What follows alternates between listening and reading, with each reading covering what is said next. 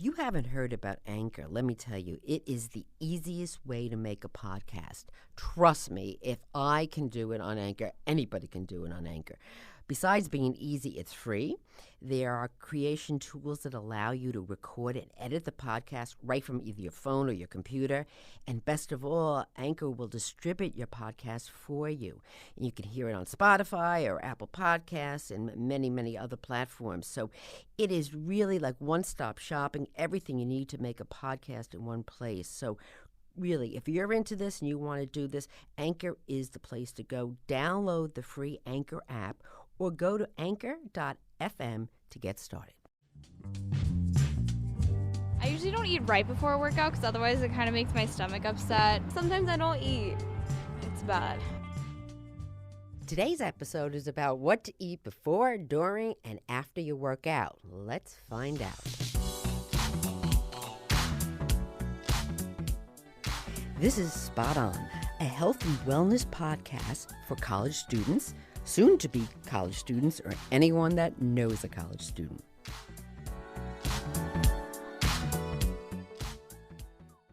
Spot On breaks through the latest health and wellness information hijacked from media headlines to provide you with accurate and usable information that is, well, spot on to meet your needs. I am your host, Dr. Joan Salge Blake. I am a nutrition professor at Boston University and the author of the college textbook called Nutrition in You, which is used in colleges across the United States and abroad. Before we get to our guest, let's go back onto the streets to find out what college students are eating.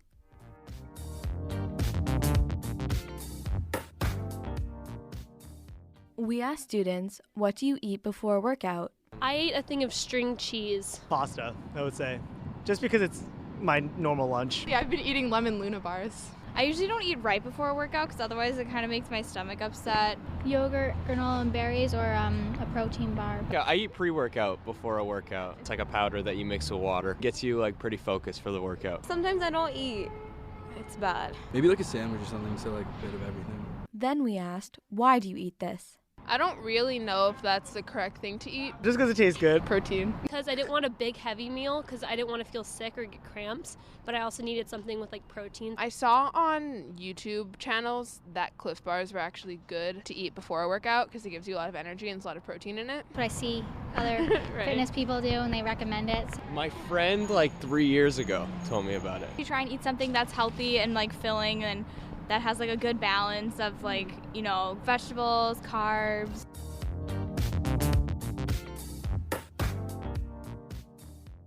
On today's show, I'm so excited to have Lauren O'Brien. She's a college sports specialist dietitian.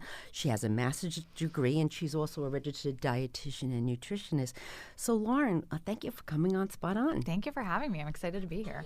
So tell me this, how did you get interested in sports dietetics? That's a good question. I think that, growing up, I was always, playing sports and on sports teams. And then my family, my uncle had always coached at a collegiate level for football and then also kind of went into the NFL. And I was always kind of really interested in how performance nutrition. Wait, back up. Went into the NFL? Coaching. Yeah, hello. Yeah. What team? He was at the Vikings and then also the Rams. And actually the Carolina Panthers, yeah. Oh, just three little Yeah, teams. just like pretty average. This sports thing is in your blood. Yeah, totally. It's a genetic thing. Yeah, I see. absolutely. Okay. Something that I didn't share off the bat here, you have this initials after your name here. Lots of letters. Lots of letters, like alphabet soup here, but it's CSSD.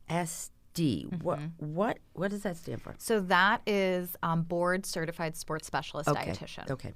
The test is purely about like those details and like those kind of background facts that you want to make sure you know so that you can give your athletes the best recommendations. Sure. And it's very science heavy, isn't it? Super science heavy. Yeah, it's really about like during the exercise physiology process, why do you need carbs and things like that. Right. So this is not, gee, what carb is a nice source for somebody to carry in a backpack. This is why, why you need this blank amount before he or she's going to get on the court or do whatever they do. How many teams do you work? So we have 19 varsity level teams. Whoa. 19, like one less than 20? Mm-hmm. Yeah. Wow. Yeah. So we have just over 550 student athletes here at BU, and those are my people who I work with. So we're talking people that really exert themselves. We're not talking like the chess team. We're like talking that. Although if I played chess, I would be. I would be sweating for sure. And you and I together, Yeah. right? Okay. All right. So this is challenging because I think that a lot of people don't realize that there's a science behind sports nutrition or working out. And they oftentimes can fall prey to a lot of media headlines. And most importantly, or most unfortunately, a lot of celebrities. Totally. And, I have to tell you a funny story. When Tom Brady, who's beloved, let's put that right out there, Tom Brady first came out with his book, TB12, I got interviewed a lot about it because people would say to me, is this it? Like, should every parent be teaching their child how to eat like Tom Brady? And I would say, listen, there's a lot going on here for Tom Brady to be Tom Brady. I mean, my son is a jock, and he could eat avocado ice cream, which is a favorite of Tom Brady's, until he's green, and there's no way my son's going to be, Tom Brady. I'm more likely to be Giselle. You know what I mean? Really. I mean, it's not happening. So I said, this diet works for Tom Brady, and he has a lot more to go on it, but how often do you hear from athletes or everybody say, well, I know this sports person is eating this way, and now I want to eat that way? A lot. I think that we see these kind of trends happening with like Djokovic, the tennis player, for example. He follows a gluten-free diet because he has celiac disease. Okay. But when he was diagnosed, he started improving because his body was able to absorb better. And so people started thinking in the athletic, kind of the amateur athletic and performance community, is gluten-free something that's going to help us better perform? Same thing what happened when Tom Brady came out with his diet, with the alkaline diet, and kind of focusing on meats and fruits and vegetables. So that must make you crazy, though, because, you get all these questions because celebrities are asking you things. And now you're just like, I took this test, and it's based on science, and these celebrities are just doing it. So let's get down to help our college students. What should they eat, maybe before, during, or after the workout, to help them fuel it, and give us a little reason why? So let's take it from the top.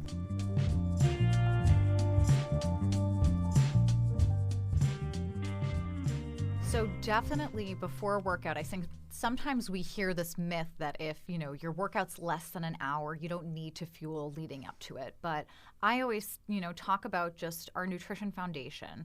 A lot of students might work out in the morning, and if they've gone to bed at 12, even if they're getting up at 5, they've gone beyond what their food is able to sustain them. And so really, I always say for leading into a workout, if you can't tolerate anything, carbohydrates are essential, and start with those. So a lot of times I'll say to my athletes, start with even a quarter of a banana and try doing that for a week, and then build from there. Ultimately, I would want to see them having something that's about 2/3 carbohydrate and about 1/3 protein. The carbohydrate is really what's, fueling that workout.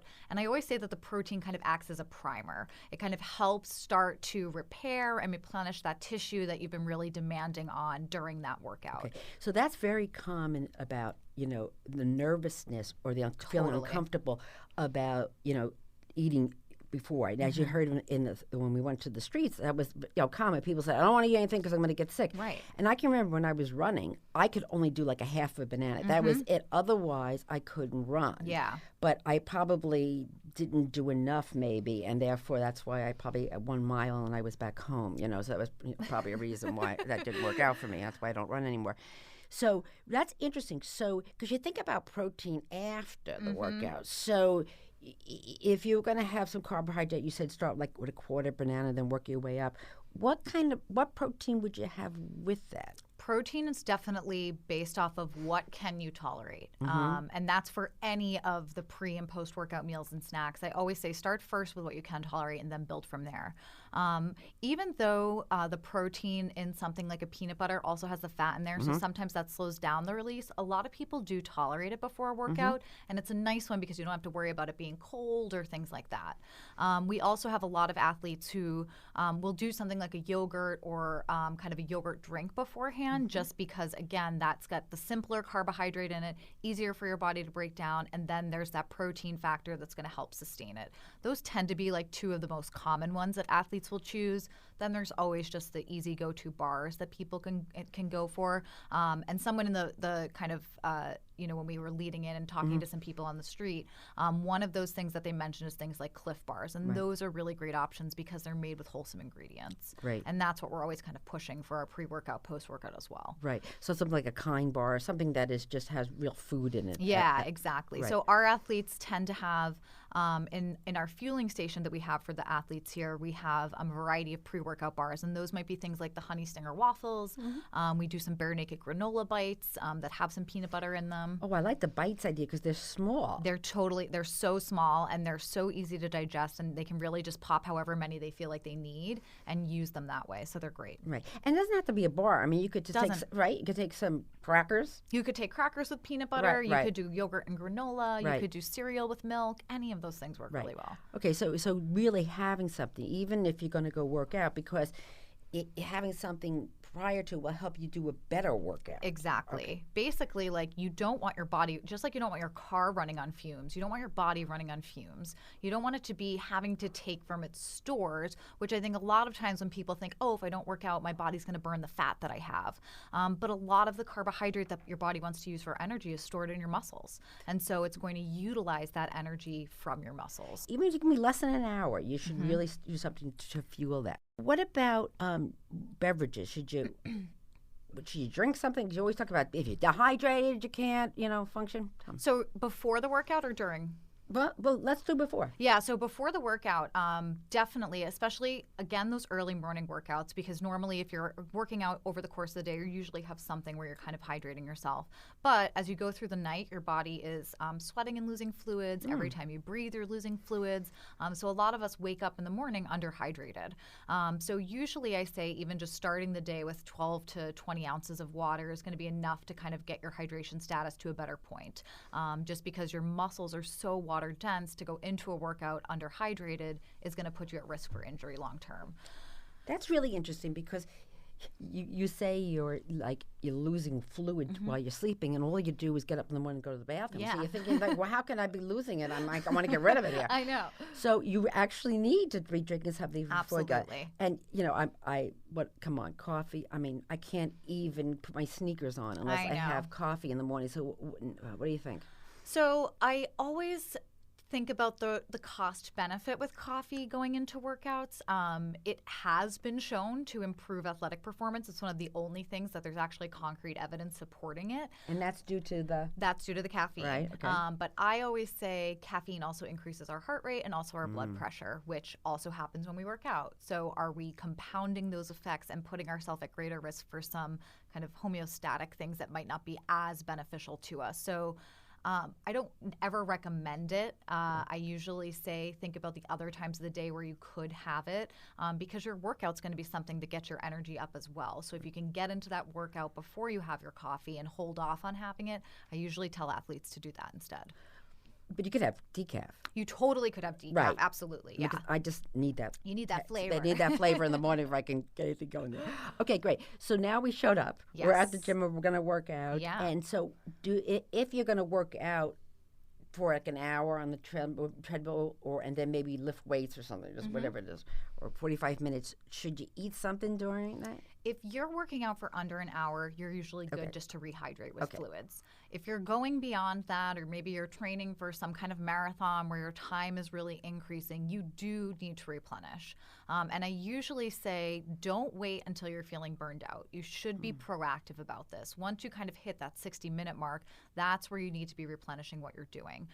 So usually it's about the equivalent of like 2 to 4 cups of Gatorade, or about like 30 grams of carbohydrate.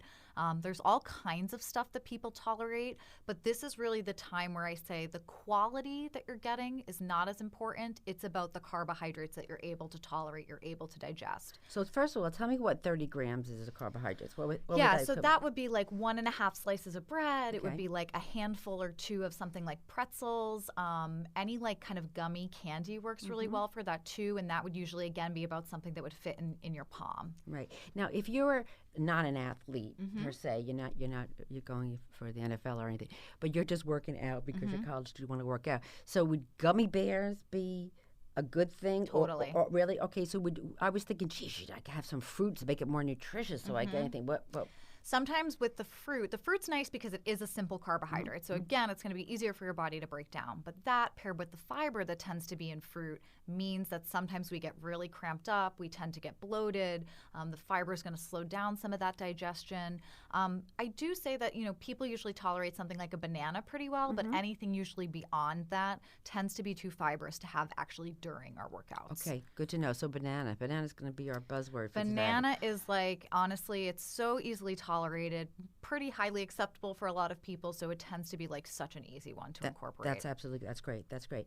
So you should have then, when you're talking about fluids during it, is water just enough if you're having a banana, or do you have to have the sports drinks? Under the hour, you're probably good to stick with your water. Okay. But anything beyond that is really where you do want to make sure you're replenishing your electrolytes. A lot of times we focus a lot on the sodium, and people think I have to only take salt tabs. But there's so many other electrolytes that are part of muscle function that if you're not replenishing those, you're changing up your balance of electrolytes to fluid, which can be a risk long term. For the most part, you're pretty good if you're just, making sure you are replenishing. But during your workout times that are over that hour is when something like a sports drink is totally appropriate to have. So when you say electrolytes, we know sodium. What are electrolytes? We would go for things like magnesium, potassium, and also calcium. So all of those things are essential parts of muscle function. We're back to the banana again. Back to the banana again, But, yeah. Because with the potassium. Potassium, I know. And yogurt's good too, right? Yes, because the yogurt has so many of those things. Because I think I was actually having a conversation about this with one of my athletes earlier where he said, is it okay for me to have dairy? Because there's also some research that's been out there about can dairy increase our risk of inflammation, which if you're demanding a lot of your muscles, you want to work on decreasing that. But again, it's the cost benefit. And I tend to find that the electrolytes that are, part of our dairy products tend to give us a better benefit than the research that's sometimes pointing to an increase in inflammation. Wow, that's really, really interesting because we know we have to get more dairy in our diet, and why don't you get it as a snack, pre, post, during, whatever, to fuel it? Exactly. And, you could get the yogurt drinks, like you had started out and saying, which is easy, and that would give you more fluid than, like, just say, a carton of yogurt. Yeah, you're kind of killing two birds with one stone with that one. Fabulous. So then you worked out and you got your fluid. Yep. Now what? So now we talk a lot about this kind of like window of opportunity after the workout. I'm sure most people have heard about this, like 30 to 60 minutes. That's where you got to really make sure you're getting, everything that you need. And that usually means, again, a balance of carbohydrate and protein. But more research is even showing that even up to 48 hours after a workout, your body is still rebuilding and repairing, especially if you're someone who does quick turnaround in your workouts. That would be like 12 hours sometimes between workouts. So that's where we really say, okay, right after your workout, you do need the carbohydrate and protein where it's, 30 to 40 grams of carbohydrate. So again, maybe like 2 slices of bread, and then about like 20 grams of protein. So that might be like 3 eggs or like 3 tablespoons of a peanut butter, something like that. So 20 grams of protein, what are we talking here about, 2 ounces? What are we talking in lay So that's people? usually going to be about 3 ounces. Yeah, So okay. what would fit in your palm? Okay. And I always say, too, if you're like finishing up your workout and heading right into lunch or dinner, you can just build a nice, well-balanced plate. You're going to hit that no problem. Okay. But if you're finishing up a workout and maybe you're running to class, you want to make sure that you're giving your body something that has that right balance. That's interesting because some students do that. And especially if they do it in the morning. Absolutely. When we started this whole thing, that they should have breakfast. They should make sure that they have breakfast if it's in the morning before they go to class or during class. And so that's really important. So they have to pack the water or the drink, and they have to pack the breakfast. Yep. and make sure they get to class. Definitely. So do you need protein supplements? I very rarely recommend protein supplements. Unless there's someone who is really struggling to like increase their weight or something like that, just because number one, most of us get double the amount of protein that we need, so we're usually hitting it. And then on top of that, they're not regulated. So it can be just like a really scary place in terms of what may be in them, like drugs or fillers that's not supposed to be.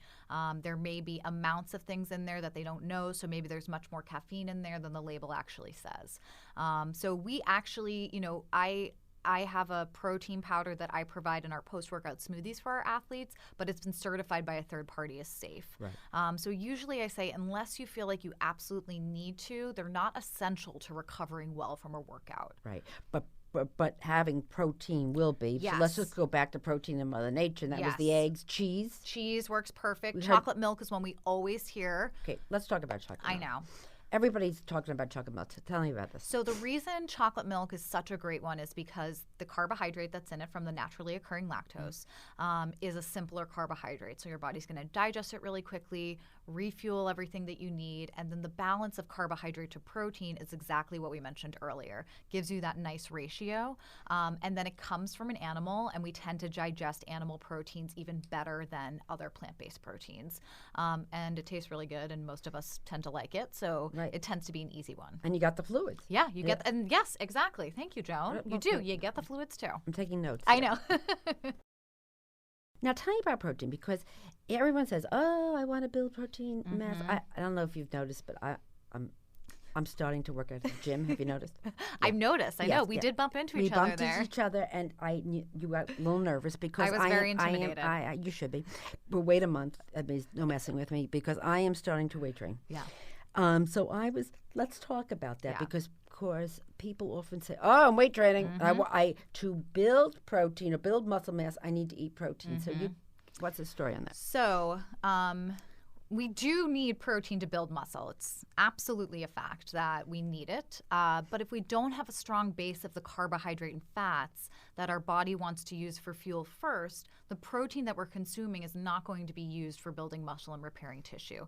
It's going to go to energy balance. It's going to help maintain our heart rate and our blood pressure and be doing those things that carbohydrate and fat should be doing. So in other words, you're going to burn it. You're going to burn it. Okay.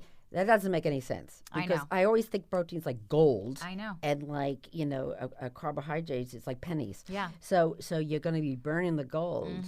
Wow. Okay. So you don't want to do that. That's not what you want to do. And when I always describe it to my athletes as protein sparing. You want to spare and save that protein, or save that gold, as you say, for what you want it to do. And if you're having it take the place of the carbohydrates and fats, it can't do that. Right.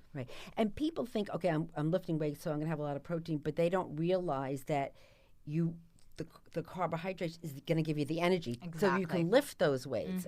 And if you don't have the energy, I mean, lift the weights, the energy, but also the focus, because our brain wants to use it for fuel first. The transport of blood, our red blood cells want to use it for energy first. So to get that iron and to get that blood to our muscles, to fuel those muscles, carbohydrate needs to be your foundation. Right. Okay, that's really, really good to know. I've been hearing that the whole time, for fuel and for recovery. So if I have to make sure I have the banana with some protein before I lift all those weights. There we go. I'm doing that. But, a lot of college students, are really into working out and feeling good, which is great because it's good for them health-wise, but it's also good for them as a stress release. Absolutely. But they often are really particular about their workout foods or whatever, but the rest of the diet is, out to lunch, I say. So tell us, can you just I just worry about when I work out and don't worry about the rest of the diet. Tell us about this. So I always talk about two different facets of our nutrition. One is just our basic nutrition foundation, and the other one is your athletic or your performance foundation or your workout foundation. If you don't have a strong nutrition foundation, everything you're doing pre and post workout doesn't matter, because if your body doesn't have the fuel to keep you alive as a person, get you to class, allow you to do your homework, then what you're doing for your workouts is not being optimized in the way that it can. So you have to focus on making sure that your meal pattern over the course of the day is well balanced and contains a variety of foods so that your body can utilize your pre and post workout for fueling that workout and then recovering from it. I see. So that makes all the sense in the world. So in other words, you can't just look at it as time related to the workout because you want to have the other diet, have a good baseline. So this could be when fuel it. When you think about your workout diet is really your daily diet. Exactly. It totally is, because really we're talking about a small percentage of our day when we're looking at our pre and post workout, but you have all these other opportunities to get what you need. Sure. And so you're really looking at this small part of it that's part of this bigger puzzle that if you don't focus on that first, then again, what you're doing is not really going to be optimized in the way that you want it. Right, right. So what do you see is the mistakes that a lot of students make? Definitely not eating before their workouts is just one of the biggest ones, because they get in there and then they're feeling, burnt out and they're not able to focus. But the second one is just not realizing how much they need to eat over the rest of the day. I think a lot of times we have a focus on that 2,000 calories just because we see it on our food labels and things like that. But most of our student population requires more than that. Right. So I really try and educate them on, again, that nutrition foundation to optimize the pre and post workout. Right, right. Super. Wow. Good information. Great information. So I want to thank you for coming. I'm going to, when you see me in the gym next time, I'll have my banana, I'll have my protein, and I will be like muscling you out of the way to get to the machines because I am going to be bulking up here. So Laura O'Brien here, she is a specialized dietitian, sports nutrition, and I think what we want to remember is that there's science behind this. So before you start reading magazines or going to the internet to find out what people who may be athletes or athletic are eating, you really got to understand that there's science behind this. Absolutely. And you really make sure that there are sports nutritionists that put a lot of effort in this. And as I started in the beginning, sports nutrition is so important that we see these teams, these, New England Patriots, the Chicago Bears, the Olympics, hiring sports nutritionists because they understand the science behind it. So this isn't something that you just do lightly, but think about that you fuel your body all day and maybe some special fueling during your workout so you get the most. Thank you, Lauren. Thank you for having me, Joan. Thank you.